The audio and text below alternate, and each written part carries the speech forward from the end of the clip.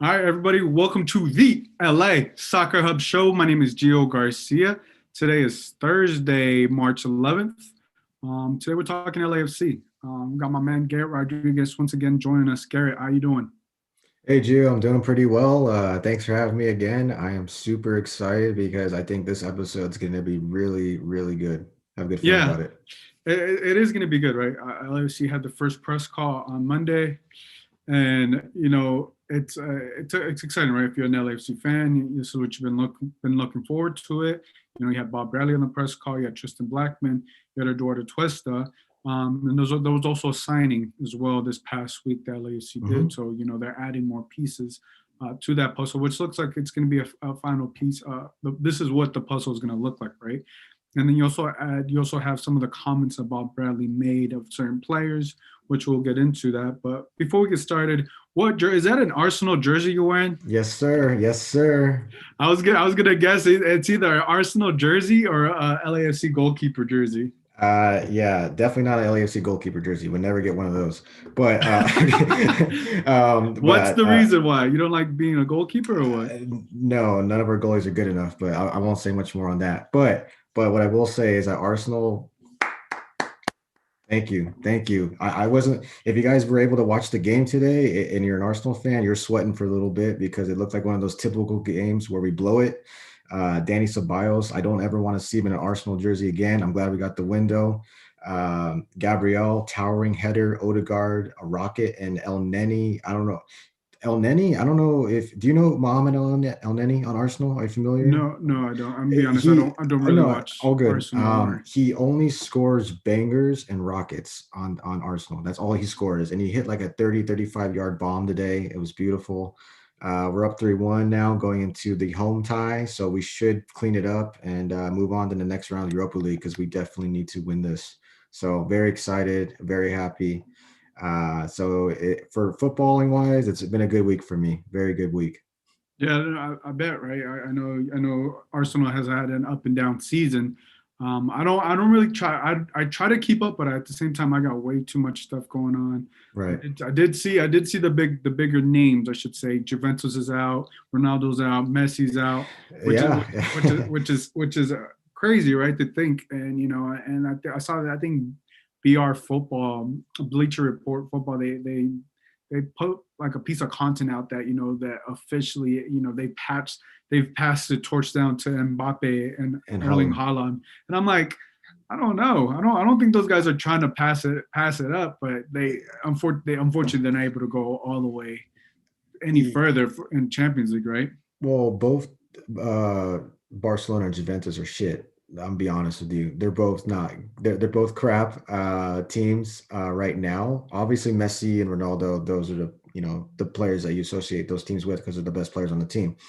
The people that are making the comparisons that, uh Ronaldo is making Juventus worse. I think we need to look at the team Ronaldo joined. He joined Juventus, and I'm gonna be honest, Juventus didn't have that great of a team to begin with. The league they were playing at the time was a give me kind of league, so it was like expected that Juventus wins the Serie A trophy every year. Obviously, you look who's around Ronaldo. There's maybe two, three quality players on that team. Everyone else is not up to Juventus standard.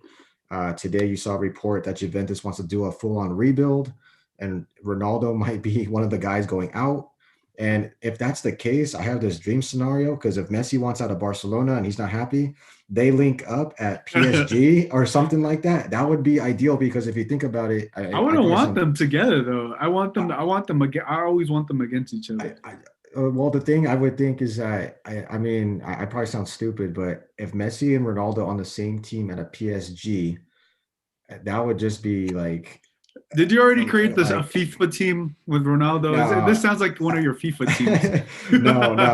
I wish. But just imagine kind of like a last dance kind of thing. You have Messi and Ronaldo on the same team, going trying to win the I quadruple. don't I know, guess man. I that don't would like be that. It that would would be be. a stacked team, but I don't like that. Well, I mean, I don't know how stacked it'd be because if all the On money's going to your, PSG? I mean, all the you would have to bin a lot of those players, though. I mean, a lot of squad players to fund and pay the wages of those two. But it's a dream scenario for me. I would like to see them both play together for one season, which I don't think it's likely, but you never know. Messi will go to Man City. Ronaldo will go to, man, if he goes to Inter Miami, that's another story, but hopefully not. Yeah, what is it? What is he gonna be? 30. He's 36 now. They should. I think they were saying that he's gonna be 37 Mhm. next Champions League, right? Which, I mean, you look at the guy. He doesn't look like he's that old, right? He doesn't look like he's Oh no. 36 years old. By the way, his physique and how he plays, right? Mhm. And I've also been seeing those things that they're worse off with Ronaldo on the team. I mean, give me Ronaldo on any team, right? If you're any other team in Juventus, you'd be more than happy to have Ronaldo. Right Mhm. now, them trying to get it figured out. I don't know what's there. We know Ronaldo's a winner. We know what he can do. Now, him being linked to Inter Miami, just how Messi has been linked there before because of David Beckham. Yeah. I mean, that's exciting, but I don't know. Does he come in at 36, 37 years old? I still think that's a little too early for him, even though that's almost 36, 37 years old.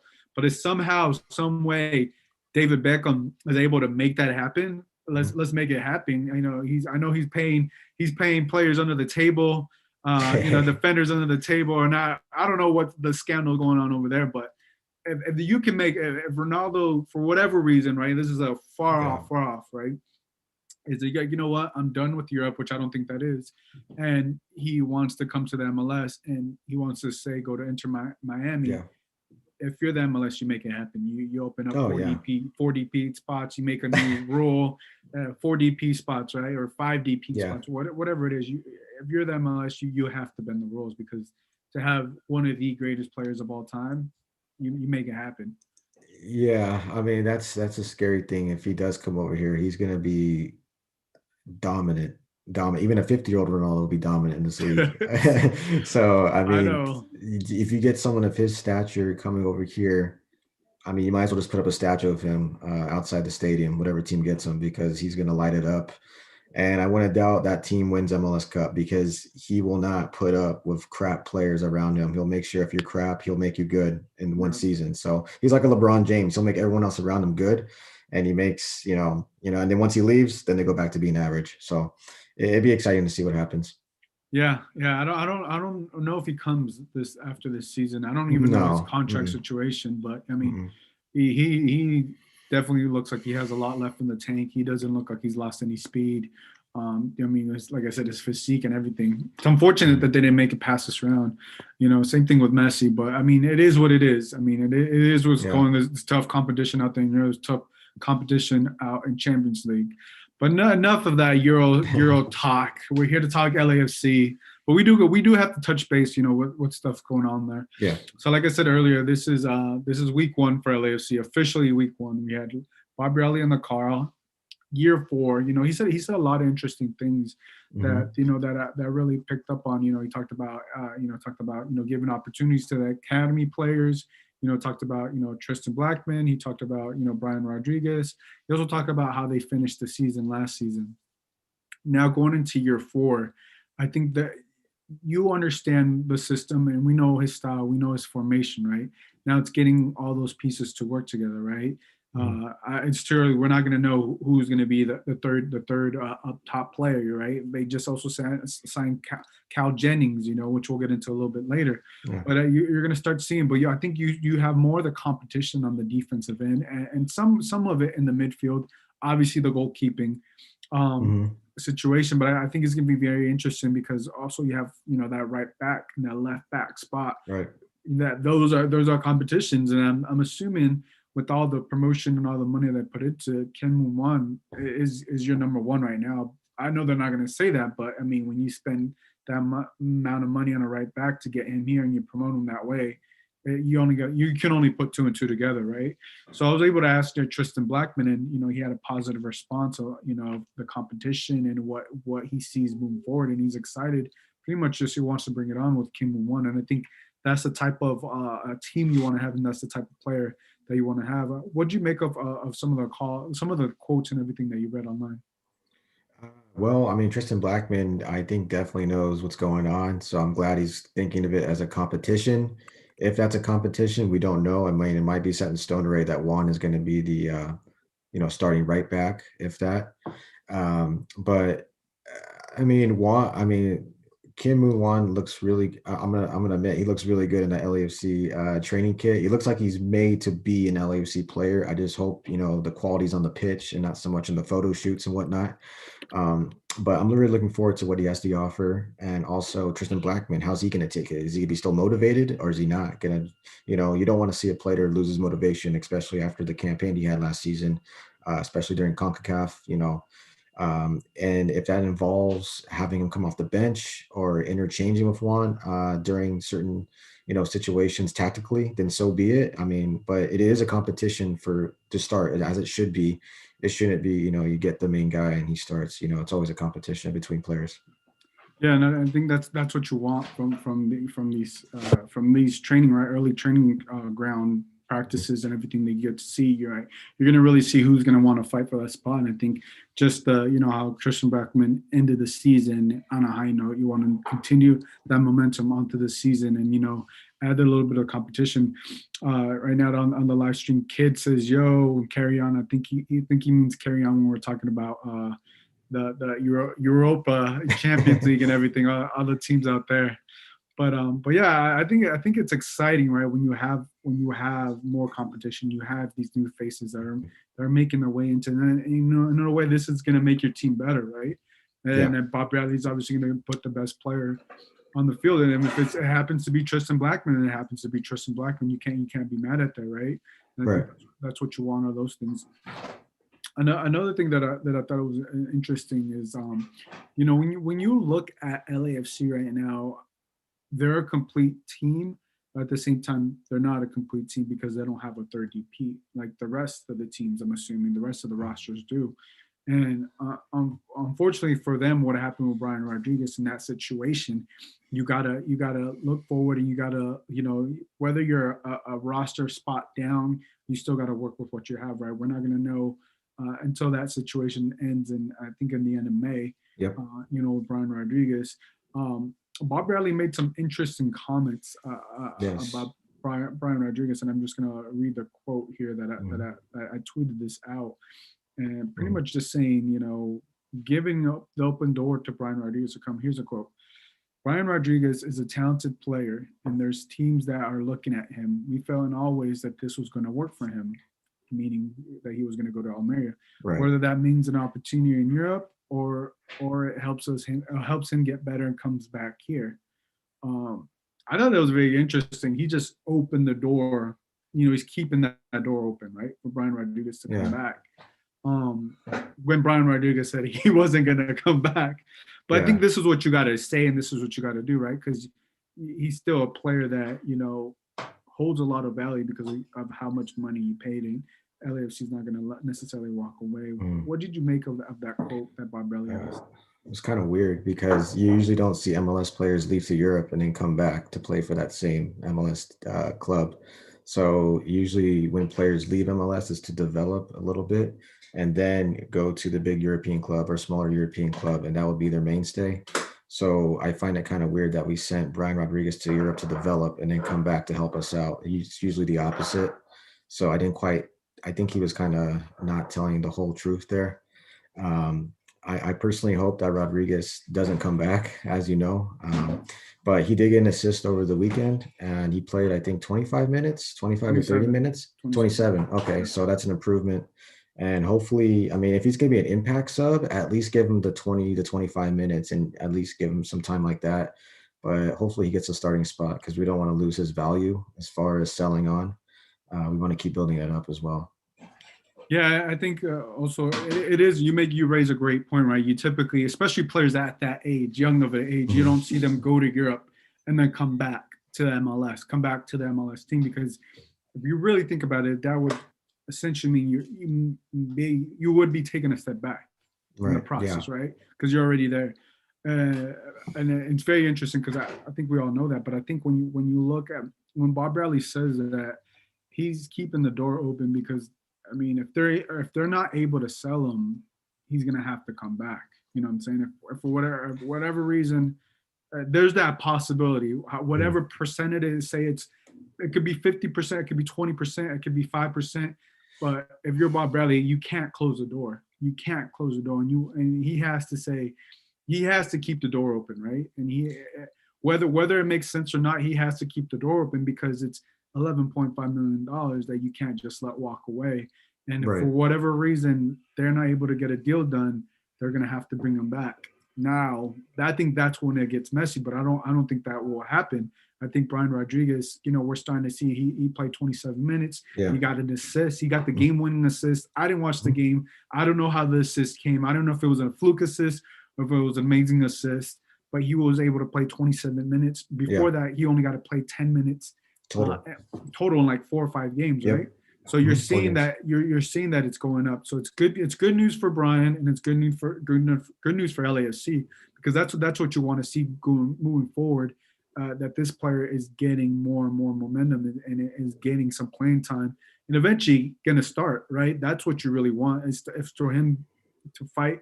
It looks like there's tough competition down in Almeria, and you want Brian Rodriguez to beat out whoever he has to beat out down there. Yeah, exactly. I mean, football is a competition. I mean, for starting places, especially if you're going to play in Europe or if you have aspirations of playing for a bigger European team, you always got to fight for your place. As you see, just because you're the star, it's not always guaranteed that you're going to start at your football club. Just like Rodriguez is finding out at Almeria, second division Spanish side, you're not going to be the starting piece, even though you're this young Uruguayan footballer from LAFC that was hyped. I mean, doesn't guarantee your starting place, even if you came as a transfer loan.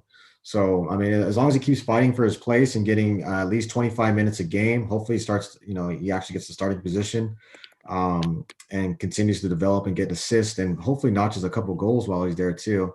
Maybe Almeria will come around to paying, a fee to bring him in. Might not be the highest fee. I don't know what they have worked out, like we've talked about before, but at least some small fee just to get him out of Los Angeles. Like I said, I do not want him back whatsoever. It's not that I don't like the guy. I don't hate him and nothing personal. I just don't think he's what we need based on what we saw last season. He's not the answer at all, especially for a third DP. Definitely not what we need at all. Yeah, and I think just quickly, Gabriel Arias says, "Who do you think the domestic signing LAFC tweeted about?" I think he's referring to Cal Jennings. We'll get Oh, into a okay. little bit later, but yeah, it makes it very interesting, right? Because the sell on clause is supposed to be from 11 to 19 million, and Mhm. 11 million makes sense. 11 million, it makes sense. Yeah. Um, 11 million makes sense. I mean, they paid 11.5. I think with Rodriguez, even if you break even, it's a win because of Yeah. what's going on. Obviously, you want to make money. Mhm. Obviously, if you're in the business of making money, if you want to run a business, you obviously want to make money. But you also got to know when to cut your losses. And if Almeria's like, we'll take them, but we'll take them for what you paid for. And Right. there's nothing wrong with that. There's nothing. You literally get your money back, and you get a DP spot. Now, I think anything less than that, it makes it interesting. Let's see. I think LAFC just tweeted. But what do you make of that sell on between 11.5 million dollars? If it's 11 million, you let them go. Anything higher than 11 is a win in my situation. In my point of thought. That's respectable. 11 million, get the money back. Like we talked about in the past, though, if it goes anywhere below that, like the 5 or the 6 or the 7, that's when you take the L, and that's a failure in John Thornton's plate because he's the one that sanctioned that. I'm assuming, and I'm assuming Bob has to have a say so in something that I mean he has to at least know who's coming in, who's going out. So that's an L for both of them if that's the case, and money wasted and the next opportunity comes up and say that there's an opportunity to sign a Sergio Aguero. You think the owners or whoever's sanctioning the money deals is going to say, well, you messed up the last one. Can we be so sure that Sergio Aguero would be, just an example. I'm not saying Sergio Aguero would be the next person, but I'm just saying, would you want the money for Sergio Aguero? Will we give it to him, Or will we take the different route and sign another lesser known South American or player like that, or Salvadorian or Ecuadorian, something like that, a younger kid, 21, 20, make them the third DP again. And when it's an unknown player, once again, it just comes down to trust. Thorrington, if he blows this and we lose money on it, I mean, the trust meter is going to go down a notch, obviously on Bob too. So, I mean, that's probably strike two if you think about it, because going back to Horta, that was a huge mess. The thing he was most memorable for was back passing it to Galaxy to get a Oh goal scored man, on us. I remember that. So there's that, and then Brian Rodriguez skyrocketing shots at Disneyland or Disney wherever in Florida. So not the most memorable DPs so far. So the third one has to be a home run, in my Yeah. opinion. And just quickly on the chat, they just said that LAFC had tweeted about domestic player. I don't know if you saw this. It was right before we started. We Oh, coming started soon. going. Yeah, it's a domestic player coming soon. I'm assuming it's not Cal Jennings because they already No, announced that. it can't be. So yeah, it can't be him. So I think there. If you add forward, I think maybe someone in the midfield. It could be potentially someone in the midfield, maybe someone in defense. I don't think you can add another goalkeeper. You have three goalkeepers on there. So I'm assuming somewhere in the midfield, potentially another defender. Um, It's domestic. When they do domestic, it's usually someone that's in the MLS, right? MLS, which I mean, I don't know if it could be striker because we already have technically four, Yeah. not four good ones, but we have four. Um, that's not that's not a dig at anybody. I'm just saying, I'm being honest. We have four not good strikers. That's just my opinion. You can bash me for it. Everyone, I could care less. But if it's another striker, that'd be number 5 now, because you have Corey Baird, Mosuski, the B-Tech Griezmann, Cal Jennings, and then you also have Christian Torres. Christian. Oh, yeah. I mean, what? He's 16, 15. Yeah, but he's going to be on the roster. So that's it's okay. That's 5 then. What was the other one I was just about to name? Diego Uh, Rossi. You didn't name Diego Rossi. no. I don't count him as a center striker because Oh, it's you're talking usually about strikers. center forwards. Danny Trejo. That's the one. That's the last one. Yeah. Danny Trejo. So we got Danny Trejo. He might be as good as the actor on the pitch. We don't know. So eh, the center forward's an unknown, unknown position still. We don't know who's going to be a starter. You would assume it's Corey Baird, based on, Mhm. I guess, I don't know, based on his name. Yeah, I think It's not exciting. yeah, I think it's someone in the midfield. I think maybe adding depth to the midfield. That's the only thing I could assume. I mean, you already got Marco Fafan and Diego Palacios on the left hand side, Mhm. or someone in the midfield, someone in the defense. I mean, you got Eddie Segura, Jesus Murillo, you got Tristan Blackman, Kim Moon Wan, and those are just the starters I'm thinking off the top of my list. But if it's an MLS domestic player, I would have to say it's someone in the midfield or someone in the defense. It has to be like a potential center back, just to add depth there. I don't know. LAFC tries to keep very. They're very quiet about their things sometimes. Even when I ask about certain players and stuff, it's like you know like I'm, uh, like I'm trying to ask way too much. They don't want to share anything. I'm like, yo, I'm just trying to get this out, get this right information out. But I have to believe it has to be someone in the midfield because they said Gabriel says, what did he say over here in the chat? I'm pretty sure that's regarding merch, not a player signing. I'm not oh sure. God. I think Oh no. I don't think No. I don't think LAFC is going to do that. I hope Oh no. that a kid Oh. 1 2 3 he said that, but I don't know if they Oh, would do that though. that's a big FU to us then, because we're all getting hyped over here. Oh yeah, maybe it's a defender, maybe it's a goalie, maybe it's a midfielder, and it's the Yeah. new kid, and it's like okay, well, yeah. Yeah, I probably is a kid. So Oh, tomorrow's Friday, right? yeah, Oh, there you go. Perfect day to launch a kid on a Friday. So that better not be the case though. That's you think so? Friday, I guess. I think like Friday, Monday, so you could like have the whole week to talk about it. or you have the whole weekend to buy it. The whole weekend. There you True. go. There you Yeah, go. I don't know how the marketing team I moves don't and stuff. either. I'm just throwing it out there. So yeah, you're right. It has to be. It has to be the kid. A kid. 1 2 3. Props to you. Probably is the kid. So No, I hope you're wrong, kid. I hope you're wrong, because I don't want it to be the kid. But if it if is, it's the then kid, I'm gonna hook you up with the sticker. I got an LA Soccer Hub sticker, and I'm gonna hook you up with the sticker. there you go. If you're right, we're guessing he could be right, and we could all be wrong. Just trying to. The ultimate PR tweet right there. Everyone's thinking it's a player, and it's the kid. It's the Yeah, kid. that's Oh, true. I like that. whatever. I don't. Go on. But no, that was going to lead me on to my next topic was the kit, right? I asked LAFC and they didn't want to tell me who the next sponsor was. They're like, Right. I don't like.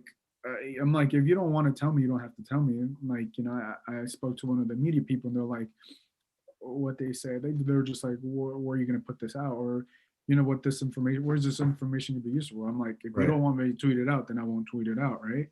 That just it's just as simple as that. But I think they're trying to keep it very close.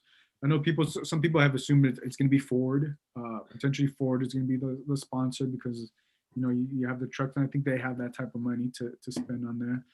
Doesn't look like YouTube TV is going to be on there because Mm-mm. outside of the press call that you have the backdrop, that's the only time you see YouTube TV. But you don't see the players wearing it on their training, on their practices.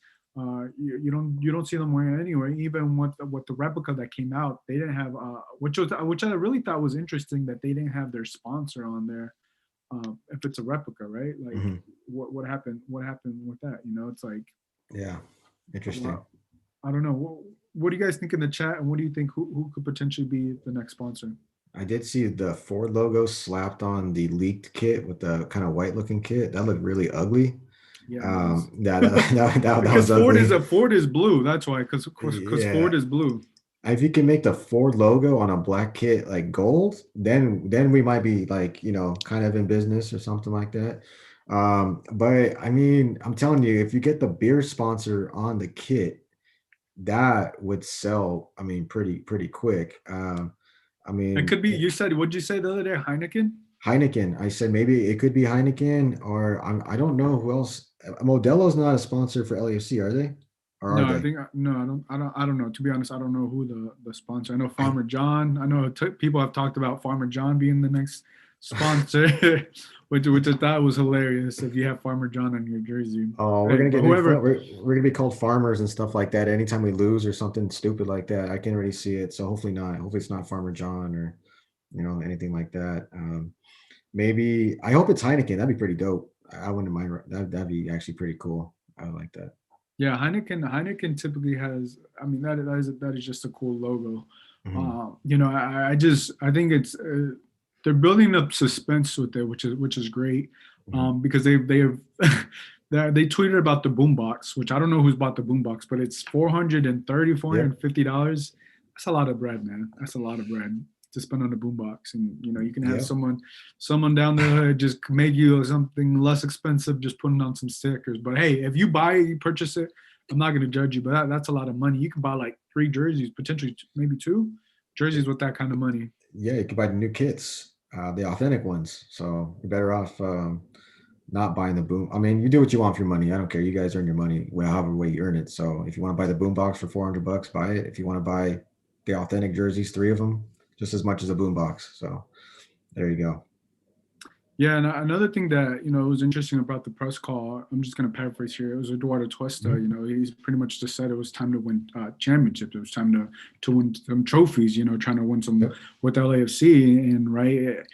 And it's interesting because he was also asked about his future, about going to Europe, and what he said. I'm paraphrasing here again. He said that he's focused on right now on LAFC. He's focused on the task at hand, and he's just going to let those opportunities, whenever those opportunities come, they come. But what do you make of Eduardo Tuesta saying, it's time for LAFC to win championships? He's absolutely spot on. I mean, he's one of our best footballers on the team. Controls the midfield. One of my favorites. Hardly ever has a bad game. Always up for man of the match. And I'm glad his head's in the right place, wanting to win championships at LAFC because that's what it's all about, winning that silverware. And he's a hungry footballer, so I'm glad his head's in the right place. Those opportunities are going to come, though. I'll tell you that. The offers. I'll give it if he has a really good month. The first couple games going into the month, and he's still that mainstay in the midfield. He'll get a lot of shouts from Europe, or maybe Mexico Liga MX. They might be looking for a midfielder. Any opportunity comes, he'll probably jump at it. But I'm just hoping, like we talked about, that he stays, signs a pre-agreement with a different team, and then he can jump ship after hopefully LAFC win the cup. That'd be the best walkout for him. Win the cup and then dip. That would be interesting, right? Like how you mentioned, he signs for them, but he stays with LAFC for this year, and they make a run. I mean, Eduardo Tuesta, man, he is the point guard. Like I say, he is, I think, the most important player on the field when it comes Yep. to play in. You know, I think he controls the midfield so well. His passing is amazing. It's just right on point, and he's very underrated because he's not a flashy player, but Nope. but he gets the job done, and I think any team would be willing to have him, and I think if he has another great season and he's able to stay healthy. Unfortunately, we know he got injured by Yeah. friendly fire last season, but that's unfortunate. But I think Eduardo Tuesta has that motivation, and he's saying those things. He's saying that he's focused on this team. He wants to win with LAFC before he leaves. Whether his next step, I'm assuming, is going to be Europe or wherever it may be. I think you want him. He's one of those players. Him, Diego Ross, and Carlos Vela, right? You want that group to win something. If it's not the MLS Cup, you got to win something, right? And obviously they're gonna be in CONCACAF this year. So U.S. Open Cup is cool. They've already won the Supporter Shield, but I think the main one is MLS Cup. And I think if you have that trio, right, from midfield to offense, you have a lot of things going on.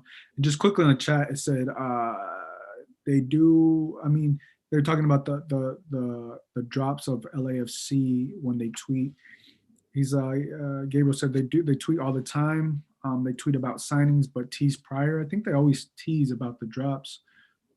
He's like, yeah, they do. I think they do all the time. Like they post a hat with the mailer.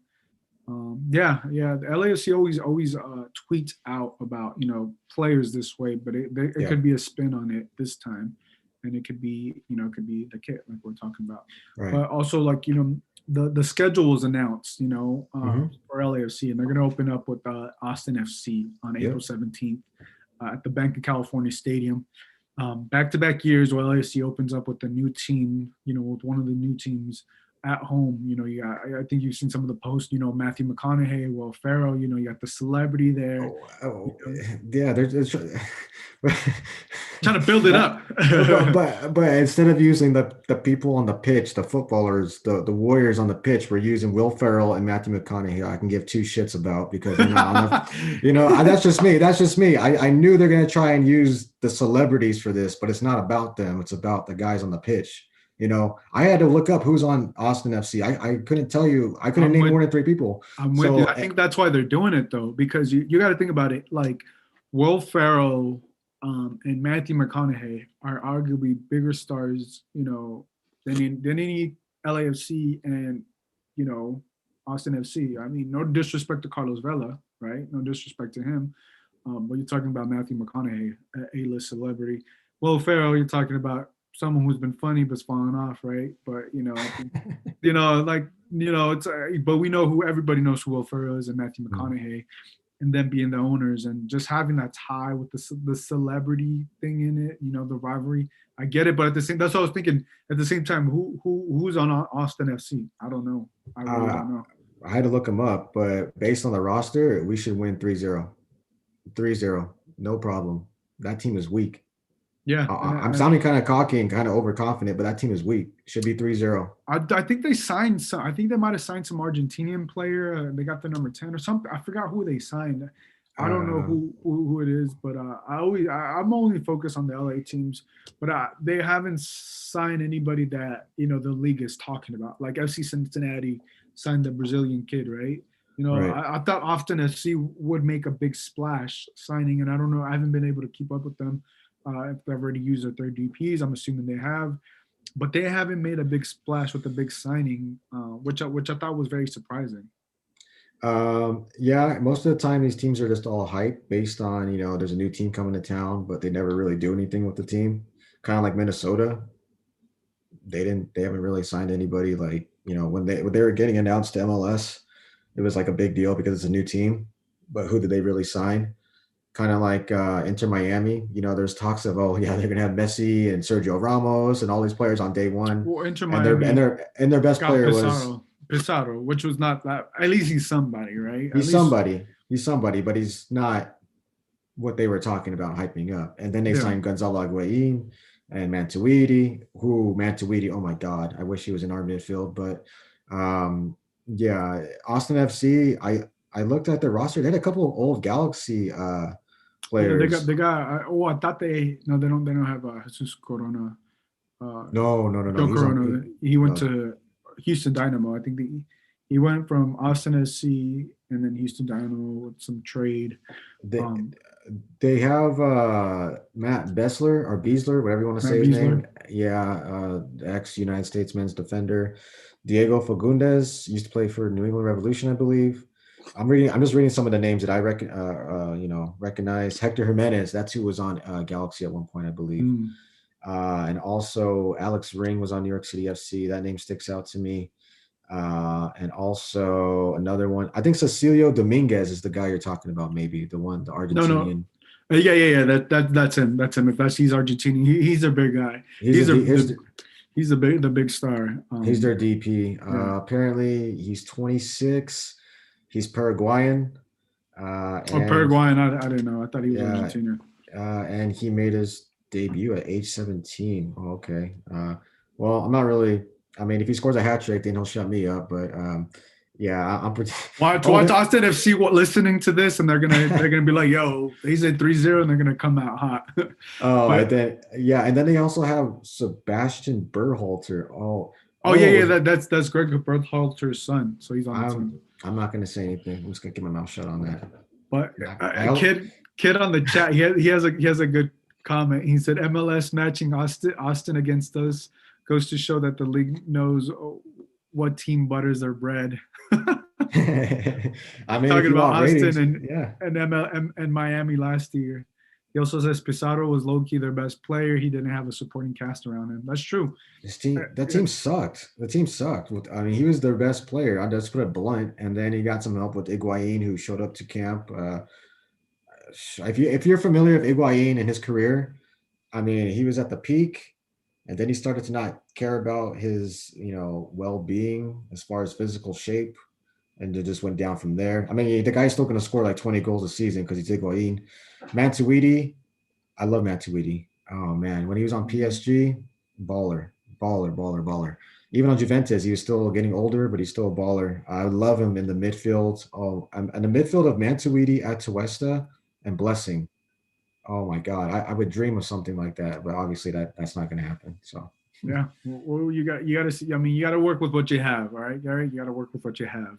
I know I get greedy. Like I know people sometimes think Mark Anthony K, because he's left-footed, is like Mantuidi, but they're definitely not on the same level. I mean, Mantuidi. I wouldn't compare Mark Anthony K. I mean, They're there's two different type of players, right? both left-footed, and they both, if you notice when they pass the ball, I've actually, because when I first watched Mark Anthony K and he was left-footed, I was like, okay, he kind of plays like Mantuidi just a little bit. I know the same left foot, the same position, but their movements were identical. But then no, not Mantuidi, Mark Anthony K, like I said, his decline kind of started the show after last season. So I was like, okay, we don't have a Mantuidi on our hands now. We have a Mark Anthony K. So it is what it is, bro. I think Mark Anthony may have a bounce back year. I think he may have a bounce back year because of how inconsistent his passing was. And it's I think he has to have a bounce back year. Because if he doesn't have a bounce back year, then I think I don't know his contract situation, but I think he has to have a great year with LAFC. That's one of Bob's, trusted players, as we know, and obviously he didn't finish strong, but I think he's one of those players I look forward to having a bounce back year. I think he has to have a bounce back year because of the way things finished. And how there's competition in that midfield, and if LAFC has aspirations to make it to the MLS Cup, whether he comes off the bench or whether he starts, he's going to be, he has to be one of those players that takes his game to the next level this season. He has to, he has to, and I think he's going to have a better season than last. But another thing, I also want to give a shout out to Mia Hamm, who's an LAFC owner. She got inducted to the Women's Hall of Fame. So shout out to Mia Hamm and everything she's done. I remember watching the World Cup when was it her that made the? I don't think she made the penalty, all right, for the 1999ers, but she was on that team, and I remember when I was young, Mia Hamm, and it's crazy seeing her at the stadiums, and it's just one of those people that you're like, damn, that's Mia Hamm, and you think about all the memories and what she actually means to women in sports, especially women in soccer. and for her to be an owner, and now be inducted to the Women's Hall of Fame. So shout out to her. Props on her. Any thoughts on Yeah. that? She's one of the goats, man. One of the goats. Not just women in sports, but women in general for what she's done for the game, what she's done for society, what she's doing with the new women's team coming to LA. A big part of that as well. She's pretty much a role model for not only just women everywhere, but people in general that want to be, role models in society. Really good woman, and shout out to her for accomplishment. She deserves it. Yeah. Also, another thing, Tomas Romero, who's named to El Yeah. Salvador's CONCACAF roster. I mean, yeah, that goes to Hey, show. there we Hey, go. Hey, hey, there hey, we you go. anybody? All right, because I think he's the only player Yep. he's That's the being only called up. that's been called up. Yeah. Marco Fafan did not make it. Mhm. So you also got to think, also like the competition in El Salvador may not, it's not as big as right Mexico Right. or the U.S. men's national team. Right. But I mean that's exciting. At least he's going to get some playing time Oh during yeah. that. And I think that's what you want of a young player, because I don't know who how the roster fits. He could be their number two, number three, potentially be the number one. But I think he may be their number two or three, just based off his age. Just Yeah. based off his age and where he's at. But I mean that's always exciting. That's always a positive note. But you also had LAFC tweet pictures of Pablo Cisnegas diving for a ball, and Yeah. Kenneth Vermeer. So competition's getting good. It's good to see the goalkeepers with blue goalkeeper jerseys. I really like those. I really like the blue. I really like when teams make jerseys, especially the goalkeeper Mhm. jerseys, which are not team colors, which are obviously you have to do that. But what do you make of those colors and those jerseys and the photos that Yeah. were released today? Yeah, those are some nice photos. Cincinnati doing a dive, like you said. Competition's heating up, hopefully behind the scenes, and they're pushing each other to see who's going to be number one. The blue does go well with them. It's different, but sometimes different's a good thing. So very exciting to see. And like I said, the goalkeeping competition, we don't know who it's going to be. We have 3 games against New England Revolution, 2 of them, and then 1 in the intra squad. So I'm assuming Vermeer's going to be on one side, Cincinnati is going to be on the other side. Whoever's going against Vela, they better be on their toes, or Diego Rossi. I would assume that they have Diego Rossi on one side of the team and then Vela on the other side. I don't think you would put those two together because that's not fair. Or you could have the A squad. Maybe you could have the A squad against the B squad, which I think may happen. Or you Well, can mix them up. the A squad would win like 5-0. So, that that's just my opinion. But I would like to mix it up because if man, that's hard though. That's hard if you think about it because you want to get your starting 11. You want to make sure they gel together. But then at the Mhm. same time, you want to mix it up maybe to see maybe there's something better out there than what I was doing last season. So I mean, I don't know. Luckily I'm not the coach, so I don't have to Come make on, those Coach decisions. Rodriguez. Let's hear what you got to say. Oh man, no, I mean, maybe the intra squad game. What I would do is maybe do 2 in 1 day. 2 in 1 day. That would actually be interesting. One at 8 a.m. and then one at 5 p.m. Yeah, I don't know. I think it's just gonna. I'm assuming it's just gonna be one. They only have 3 games, and 2 of those are gonna be New England Revolution, which I thought was interesting. That they're only Yeah, gonna have essentially 2 games, and it's gonna be with the same team. I thought you would try to mix it up. yeah, I know Galaxy's having like 4 or 5 yeah. games. Obviously, they're a newer team. They got to Mhm. get more reps in LASC. You already know what you got, right? You just got to Right. fill. You just got to fill in a couple spots. But yeah, I think just to finish, Kid said it should be Ciesniega. Vermeer is not all convincing. Yeah, I mean, I think Yeah, these first couple games, it's gonna be interesting, right? Because I'm like you said, I think Paulo's gonna start one game, and then Vermeer is gonna start the other game against New England. yeah, And it's. I wanted to ask Bob. I didn't get a chance to ask Bob.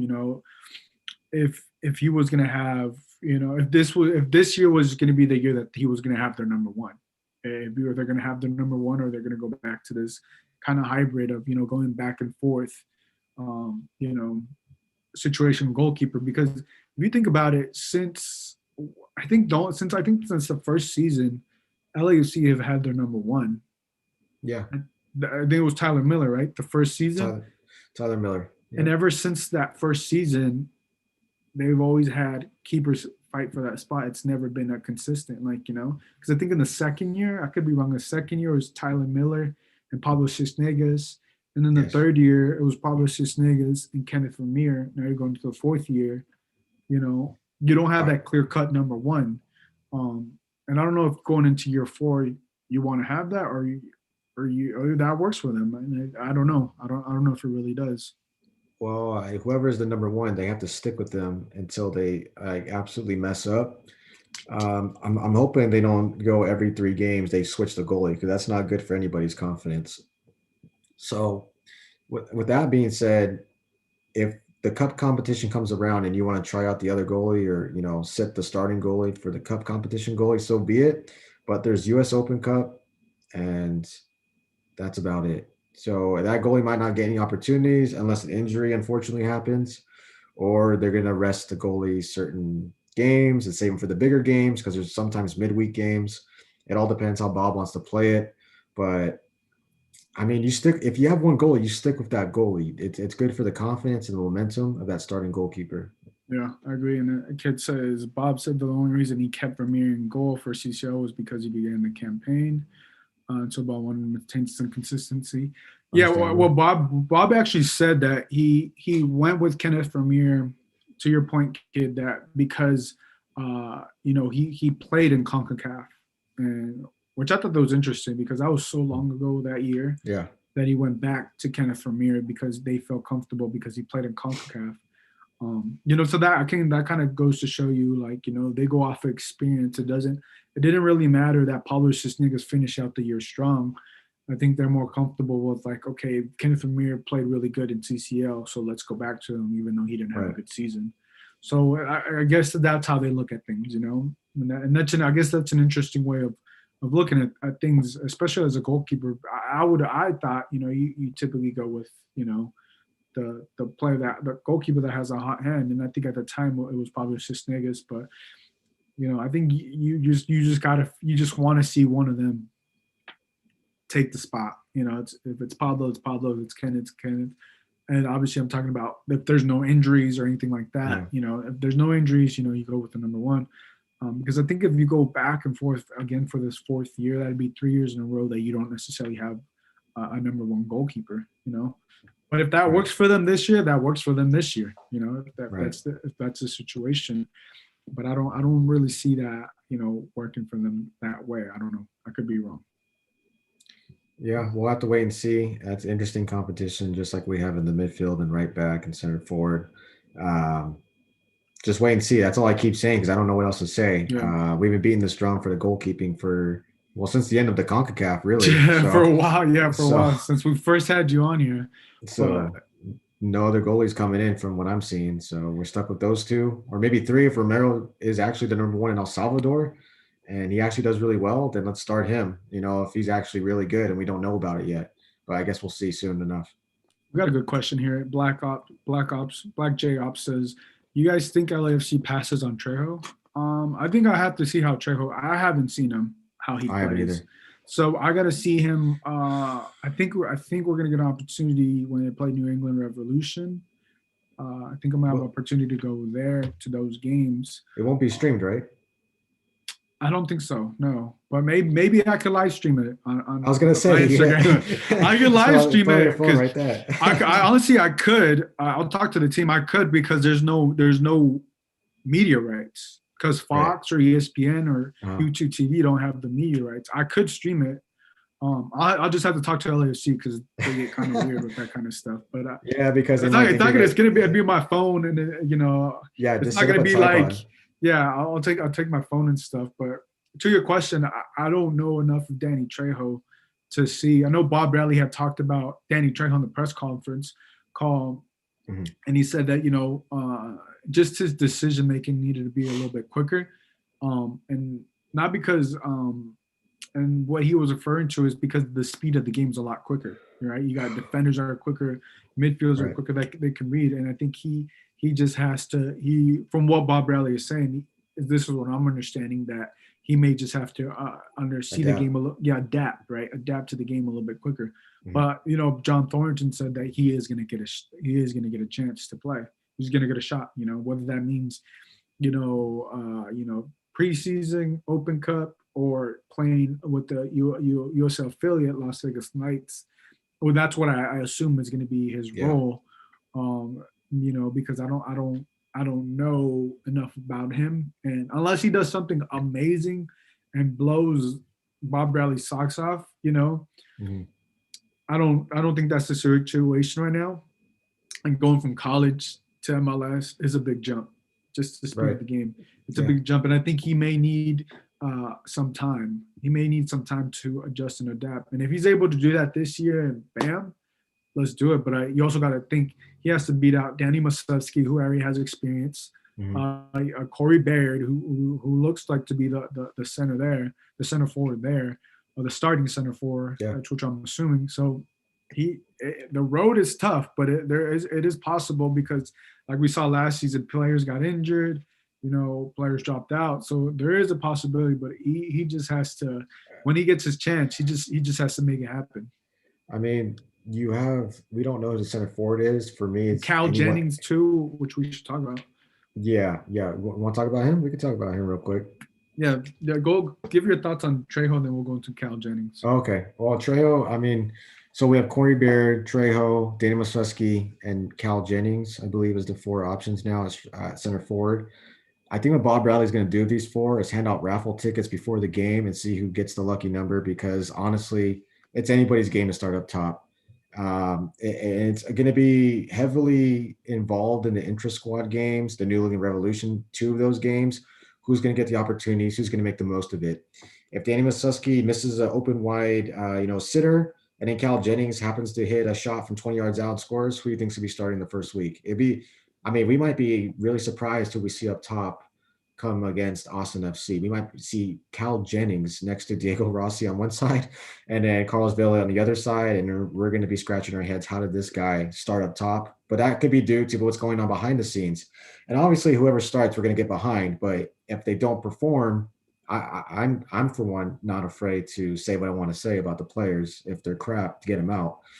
But that's just how I feel on that. And But give some of the stats that are interesting about Cal Jennings. I know oh you yeah, looked them up. I think this is interesting, right? But obviously MLS and USL, two different speed of the games, but yeah. it's the closest thing to MLS. But I know you have some stats on him. Well, at University of Central Florida, he had 46 goals in 64 games. That's pretty damn good. And then also for Memphis 901, he had 9 goals in 14 games. And while at Indy, I don't think he had any because it was a short time there, and that's where he's coming from. So it looks like this guy can score goals. I haven't seen any highlights on him. I haven't seen anything, no film, no nothing. So I don't know what kind of goals he's scoring, but he's scoring goals. If he's at the right place at the right time, he's a natural instinct scorer. Beautiful.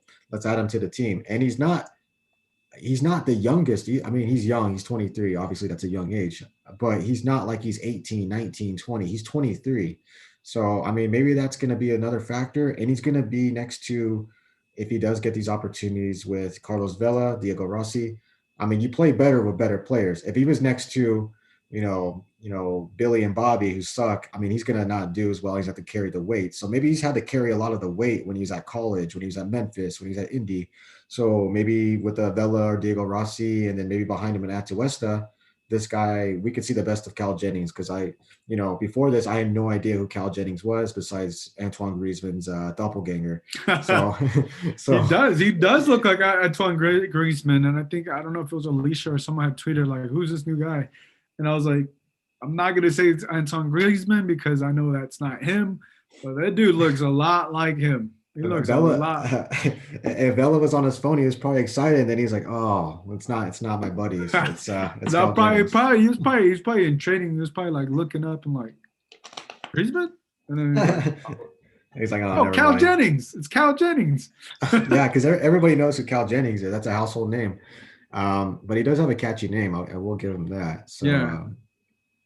it'd be interesting. I'm actually interested to see if this guy even becomes something, or if he's just going to be stashed at Las Vegas Lights, or he'll be an impact sub. That's another thing we have to worry about. Subs coming off the bench if you need a goal. And Rossi and Vela have been running the full 85. There's 5 minutes left. Who are you going to bring on? Is it going to be super sub Cal Jennings? Is it going to be super sub super sub Corey Bear, Danny Danny Musovski, Mussowski? yeah. Those names don't give me hope that we're going to score a goal in the last 5 minutes. So, maybe that will change a month into the Which what season, I, 2 months. what I will say though, I think Danny Musovski proved that when he was in rhythm, when he was He's before a the hard Conca worker. before the Concacaf, he was working. I think Danny Musovski is gonna have a great year this year. I think How many goals? the reason I don't know how many goals, but I think the reason I will say if he's healthy, I will say he'll score more goals and he gets opportunity more goals than he did last year. Because now he knows the system. Now he knows what he has to do Mhm. at center forward. Now he understands. Because when I talked to him, I had a chance to interview him last season, and he talked about like playing center forward. He's like, there's a lot that goes into the offense, especially playing at center forward. Especially sometimes you just got to hold the ball to give sometimes the defense or the midfield a break. People Yeah. don't realize that's essentially some part of that. That if you're the center forward, that when you get the ball, you got to understand that you're controlling. You're the first point of attack. You're the first one to get it, or now you have to get it to. If you give it to Rossi, you do this. If you give it to Vela on Right. this side, or you give it back, there's so many things that go into it. But I think him now going having he's gonna have a full year with LAFC, and being now that Bob Elliott has trust in him and John Thornton has trust in him. I feel like Danny Musovski is going to take his game to the next level. And I really feel confident saying that he will score more goals than he did last year, just because of one. I like his mindset when he talks. He talks like he's very He's confident in confident. himself, Hmm. very very confident in himself, and it's not a way like cockiness or anything like that. It's Yeah. just he's very confident. He really believes in himself, but he also puts in the work, and I think that's what I like. Right. And that's why he's with LAFC. That's why the reason why he's with LAFC. Um, but I really feel like Danny Musovski will have a really good shot at being the starter. And for whatever reason that it doesn't go his way, we already know what he can do coming off the bench. Fair enough. Fair enough. I mean, like I said, just like the goalies, we wait and see because we don't know. We don't know who the center forward's going to be. Maybe, well, I would hope to God by April, 17th, we know who the center forward is because that's when we play. But yeah, just another position up in the air. And maybe we'll hear some interesting news. You'll probably hear it before us because you're going to be, behind the scenes. Get the latest scoop. After the intra squad game, maybe ask Bob. I don't know. You know how to They're not ask the going to let question. me. They're not going to let media. Oh, not at No, all. no, not in the intramural squad. Um, I would like to go, so I could. That I mean, if I was able to go to that, then I could really see. You can give us the inside scoop and who's Yeah, good and who's crap. I could really see. Yeah, I could really see who's going to make the squad and who's not. But I think I'm Mm, gonna have to wait till the scrimmages okay, against New England Revolution. Um, perfect. Kid says we play a 4-3-3 and our wingers and fullbacks don't necessarily put crosses into the box, so we need a center forward that has a technical ability and can attack defenders in the goal to create his own chances. Yeah, I agree Fair with that. enough. Hmm. Dio and BWP were poachers, and that sort of center forward could also work. Otherwise, we need a pure striker. Yeah, I mean, Dio and BWP were amazing, amazing. When Dio was on, he was great. Obviously, Hmm. BWP was amazing. That guy can score. Um, but I feel like Danny Musovski has a little more. He's not a poacher. We've seen him score outside. I believe he scored outside the 18 last Uh, season. I can't He can. remember, but I'm sure he did. He has. He has. I feel like he has a little bit more. More. I mean, tools. More tools in the Mhm. toolbox. Let's just say that. Okay. But he may just need to learn how to define those a little bit more, and that just comes with the Yeah. experience. Obviously, he says otherwise we need a pure striker. And Black J Op says, doesn't Cal look like a poacher compared to Musevski? I don't know what a poacher looks like. Well, I think maybe if you want to reply in the chat, Black J Ops, have They you can hear you. seen? Okay, yeah, if you've seen any highlights or any film on Cal Jennings, because maybe you've actually seen it, and he is a poacher. The guy who's just waiting for that perfect cross, kind of like an Aubameyang. He's always at the right place, right time. That I think that's what maybe he's seen. But based on his looks, I can't say that he's a Yeah, poacher. I you can't. can't. I don't know what I a poacher can't. looks like. But like, Uh, look, if you're a great poacher, you're scoring goals. That doesn't matter. yeah, tap ins, penalties, Is it, scrappers. is You're it in you're other you're okay. words, halad? Halad? No, he's not a poacher. He's more. Er, Erling Erling Haaland? No, no, Haaland? no, no, Yeah. no, no, no. He is the total Oh, he package. said. Oh, he said. In other words, we need an Erling Haaland. Okay. Every team Okay. needs an Erling Haaland. I wish we Yeah. had an Erling Haaland, and an Mbappe and a Ronaldo and a Messi, but that's playing fantasy right there. Um, that's funny. Yeah. No, that makes it interesting. But yeah, I mean, with such a high power offense, it's so interesting that that third player, is up for grabs. It's literally Right. up for grabs. It's up for grabs right now, and I think you know, however the first month of the season goes, the first month and a half or month, yeah, month and a half, Mhm.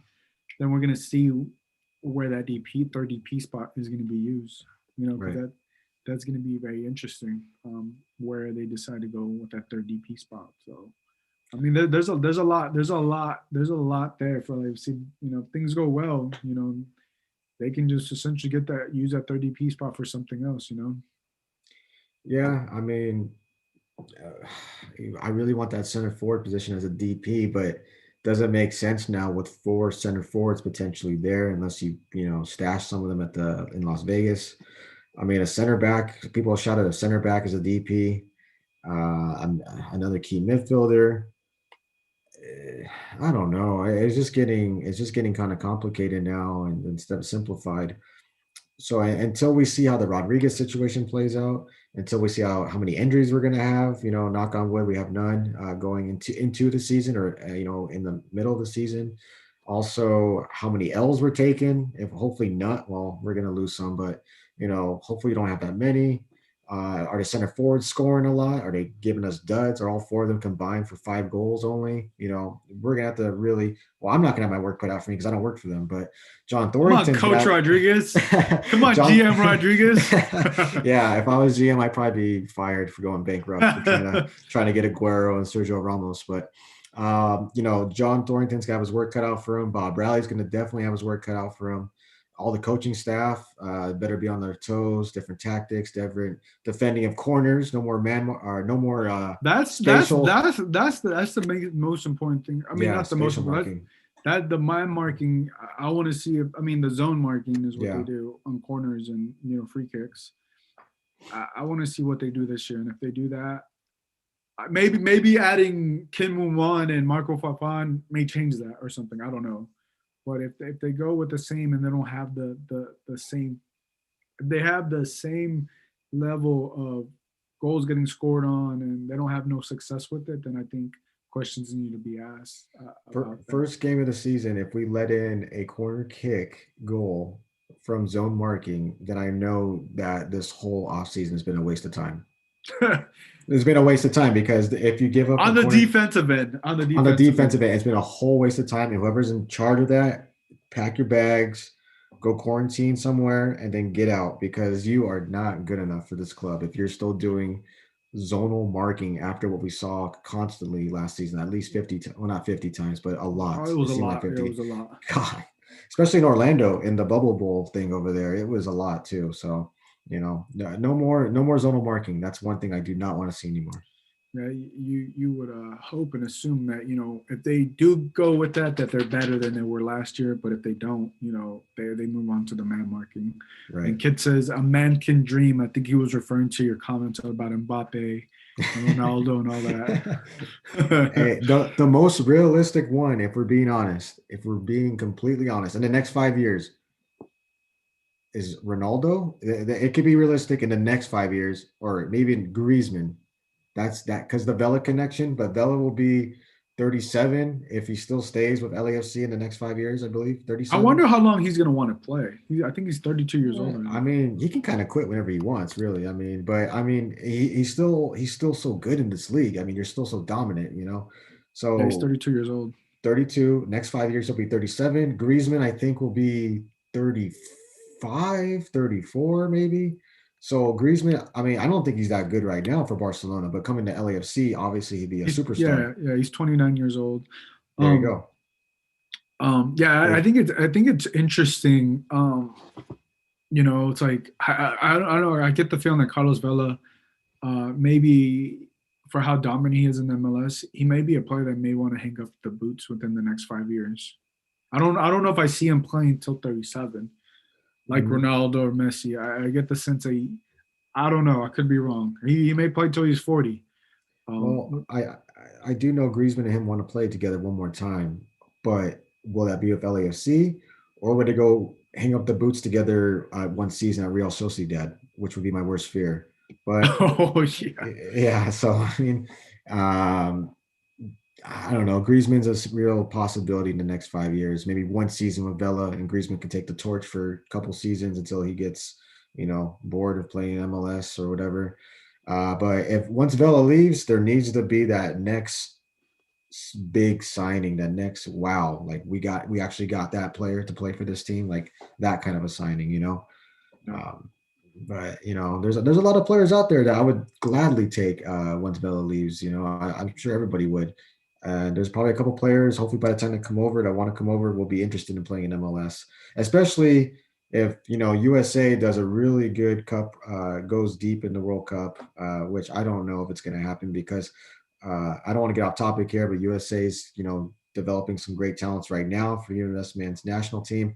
The only big problem is Greg Berhalter. I'm not going to get into depth on that, but he should not be the coach of the U.S. men's national team. But that's just my opinion on that. I got kid says, "What do you guys think if Vela got called up for the Mexican Olympic team?" I don't think he'll play He for would. the Yeah, I don't think he'll play for the Olympic team. I could see him going back to the national team, even though he said he didn't. He wanted to give other people opportunities, but I don't think he'll play for the Olympic team. I think he's past that. Let me just put it that way. I Yeah. could be wrong, but I don't really see Vela playing for the Olympic team. And then Black J Op says, you guys don't think he would go play in Mexico before he retires? I mean, I could see Vela going to Mexico before. I mean, That was a rumor. Wasn't that a rumor at one point? He was linked with Chivas or Chivas, America. that was just, yeah, that was just a rumor. Maybe if that was just, if that is Carlos Vela's childhood dream to play for Club America or Club Chivas or wherever, because he's from Cancun, Mexico. So I don't know what team he rooted for as a kid. I'm assuming it had to be one of the bigger teams. He was rooting for the Lakers, so yeah. Yeah, he was rooting for the Lakers. He So wasn't watching soccer. or Jaime Lozano, Mexico's U23 coach, has toyed with the idea. Well, I didn't know that about Vela playing for the Olympic team. I guess Vela himself said that he would be interested in opportunity in the Olympic. He said that in the Olympic team. Well, LAFC wouldn't really, I don't think, fool around with that idea. Why would you? Because it's this year, right? I don't know. I wouldn't let him go. No way. So okay, the Olympic team is allowed 3 senior spots older than 23. The only way I see this happening is if Vela's like, you know what, this is one of my dreams is to play in the Olympics. I think that's the only way I see Vela doing that. But aren't the Olympics not going on anymore? No, I think they are, but they're not allowing overseas fans. It's in Japan, so I think they're only allowing the people who live in Japan to go. Yeah, so there's no really point. I mean, you can go. It's the Olympics, but I mean, you would like to see some Mexican soccer fans there cheering you Yeah. on. The Olympics is like the World Cup. It's like Yeah, another experience. yeah, and I don't want to. If they're allowed three senior players, let's send Ochoa and someone else down there, and let's send the Twitch streamer on the Galaxy. What's his name? Oh yeah, never mind. You I know won't. his name. Oh You know yeah, his name. yeah. The Warzone guy, the guy who plays Call of Duty. I don't know if this is what Vela wanted to do, then I think he does it. But as of yet, I haven't seen anything. I haven't seen anything. But I don't know if he's gonna want to be away from his family for what, like a month and a half. I mean, unless his family can go. I'm assuming his family could potentially be able to go. You're going to be away from LAFC a month and a half. And with how crazy the 2021 season is, obviously we don't know the schedule. I think we just know one game, I think. Yeah, I mean, there's injury, there's travel, there's COVID, there's quarantining. It's way too. I don't know. I don't like that idea of him going, Okay. but what do I Okay, know? we got more information here. Kid is giving us an inside scoop. He said, yes, Vela said in a press conference in Spanish at the tail end of 2019. Okay. Okay, well, that's a while back. We haven't heard anything lately, right? I mean, as far as we know. Yeah, that's something I'm not sure if I'm going to ask, but if there is more to it, and if I start seeing more information, then I'll ask about it. But I think right Okay. now it's a little too early to ask about that, but it is on my radar now. It says before the pandemic and when Tokyo Tony was still scheduled to begin on time. Gotcha. Black J Up says he won't go. He wants to win MLS Cup with LAFC. Yeah, I just gotta see. I think what is Carlos Vela's priority right now? I think it's LAFC. You would hope so. Yeah, unless it's otherwise. I don't know if it's the Olympic team, but thanks for pointing that out. If it starts to get more noise and you know things, you start to see things out there, tweet at me, kid, and then then I'll be sure to ask. But I think right now it's a little too early to ask. I don't think LAFC are thinking that he's going to be one of the players that will go to Olympic team, because let's be honest, if he doesn't want to play for the national team, again, unless it's a childhood dream of him to play for the Olympics. I don't know if he did that when he was younger. Maybe I'm not sure. But we'll see. I know the Olympics are going to be amazing, but there's going to be no fans. To your point, only Japanese fans, which is not a Yeah. bad thing for them, right? They Yeah, still no, get to see. it's you have the whole Olympics to yourself, which is actually kind of amazing if you think about it, kind of You literally have home field advantage because yeah, everywhere you go, gold medals everywhere for Japan. we'll see how that goes. Um, but nevertheless, I think that's all the time we have. Is there anything else you'd like to add before we go? Before we let you go, um, what about the chat, people in the chat as well? yeah, anyone in the chat have any last comments, questions, anything? If it's not LAFC related, if it's world football related, love talking about that. And I did actually go back real quick. I was checking on LAFC Twitter just to see if they deleted the Cal Jennings post from 2 days ago because of that domestic thing, but they didn't. So it's definitely not Cal Jennings they're going to announce. They're definitely have something up their sleeve. Unfortunately, if it is the kit, it is the kit. But it is what it is at this point. Yeah, yeah. I think it has to be the kit. Or I mean, they're at 29 players. I think 29, 30 players. So we'll see. Yeah, I just hope it's announced tomorrow. I want something announced tomorrow. I don't want to keep dragging this out. If I hate when they do that and it takes a couple of days. They did that for a couple of our international signings, just international mail, and then it takes like 2 days to do the photo shoot and all the other stuff, and then that's when they put the picture up, like welcome, Rodriguez or welcome Atuesta or something like that. I want it done tomorrow. There you go. We'll pull. I'll drop an email and let them know that. Yeah, yeah, Coach yeah. Rodriguez wants the info. Wants the info now. Just to finish off with here, Kid says Mexico won gold in London 2012, and Vela was one of the players that turned it down. I think he may want to redeem himself a little. Black J Op says USL still happening. I'm assuming the USL league is still going Yes, on. Yep. I So believe so. I think they made it smaller. I think I might have saw a graphic, but I could be completely wrong. But at least yeah, that's what I saw. USL still happening. I mean, LAFC just hired Steve Cherundolo, so Mhm. yeah, that's still happening.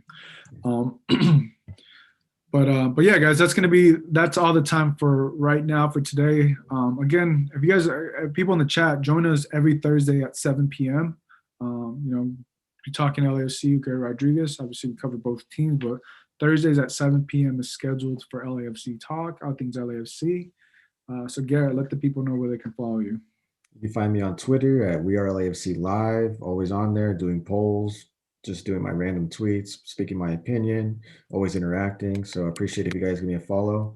Almost at 1,800 followers. So, I mean, I'm not a guy that, it's not like I don't count the followers, but I just noticed like 1,800. I guess that's pretty good coming from Cypress College as a project. So not Hey, did you not say you came bad. from the projects? No, Cypress? no, Cypress.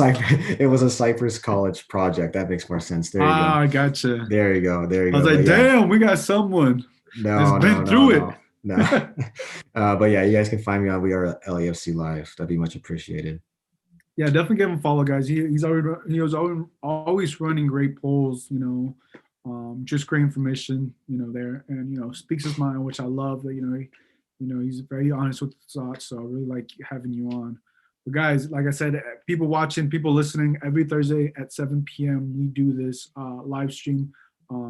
Check us out on YouTube on LA Soccer Hub. You can also check us out on Instagram, Facebook, Twitter, wherever you get your social media. You guys can follow me on Twitter at Gio Garcia LA.